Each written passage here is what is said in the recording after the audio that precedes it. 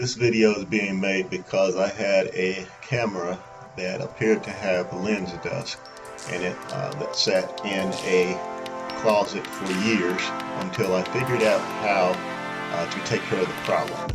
And it's through a function called pixel mapping. If you go to the pixel mapping function of your camera, it will take away the dots that are showing in your pictures that you are taking.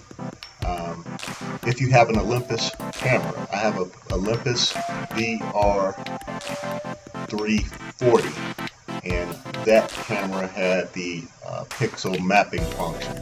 So if your camera has the pixel mapping function, you would want to go under the tools in your sub menu and find that function and have the pixel mapping process done, and that will take away the dots that are shown in your pictures, which are not actually lens dust, but rather pixels.